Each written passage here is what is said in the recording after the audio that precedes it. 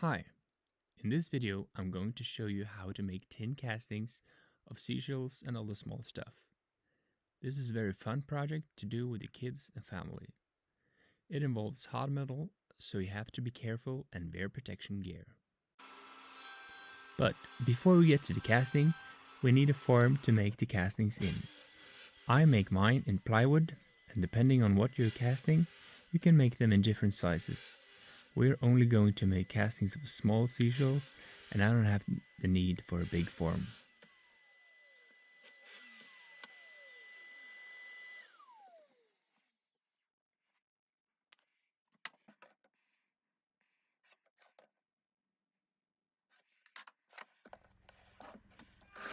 Here you can see me marking and drilling holes with a hole saw and the oak plywood.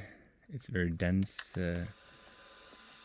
plywood, so I have to hold it very firmly.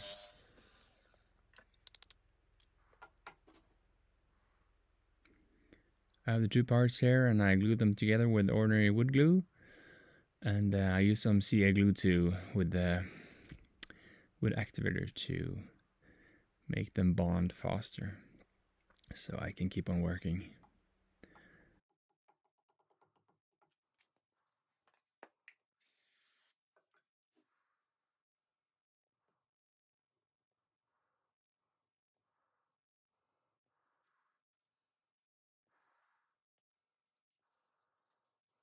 This is the bottom part and this is the top part.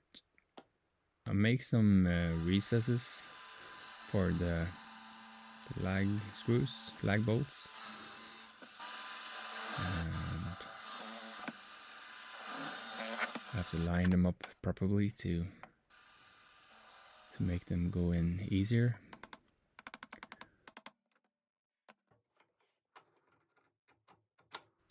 Then I have some wing nuts on the top to make it easy to hand tighten.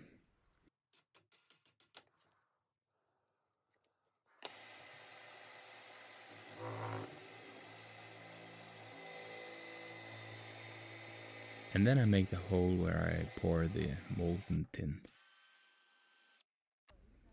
Then it's off to the beach with my kids to get some seashells.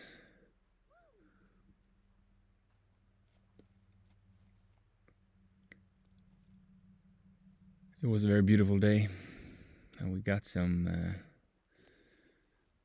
different kinds of shells to make imprints of.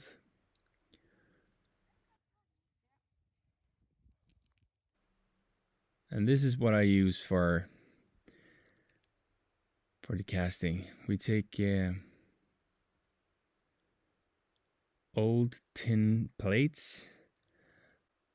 I don't know if it's a kind of alloy or something, or if it's just tin, but you can tell it by the soft metal. It's very easy to bend, and it has a low melting point, so it doesn't take a lot of heat to make it melt.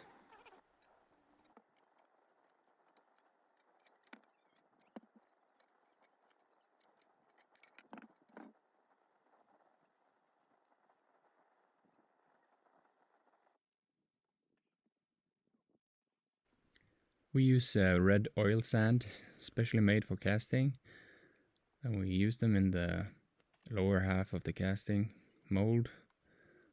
Press it down firmly. I have two forms here, one with threaded rod and one with wooden dowel. And then we take the seashells and we firmly embed them halfway down in the oil sand.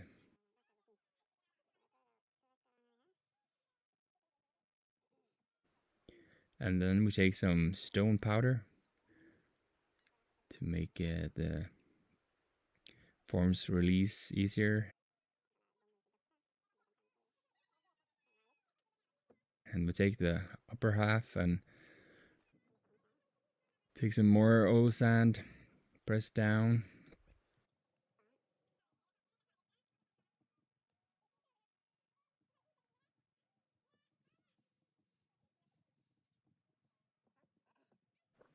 and then carefully take them apart. And if you gently tap the seashells, and there's actually a pine cone there, try to remove them carefully. And here you can see I make small channels for the molten tin to run through. So you have to connect them, and also make a channel for to connect to the hole where you're going to pour the tin. And here you can also see I make small channels and make sure there's no debris and no debris of oil sand in the channel, and that can clog them up. So just take your time and make everything as good as possible. Then you put the forms together again. The wooden one is pretty tight, so it won't fall apart. And then you heat the metal. It doesn't take a lot of heat, and on the top here you can see there's a lot of impurities, so you have to remove that. So it's easy to pour and won't clog up. And then you pour it as gentle as you can down the hole, and it only takes a few seconds. Then you just remove the top of the lid. I actually reuse the sand. Just try to scrape off the stone powder with a knife. And here you can see me using some pliers to separate the castings. And it actually turned out pretty good. The kids was happy. They made treasures out of silver, I guess, or gold. The cone actually turned out pretty good. Make sure everything is doesn't contain a lot of water, because water and heat doesn't act good together. So there you go. If you want to make your own, I have links in the description where you can buy the things you need to make the casting. You can also buy actually the tin, so you don't have to go scavenge the neighborhood for old tin plates. Please like and subscribe, and I'll see you in the next video.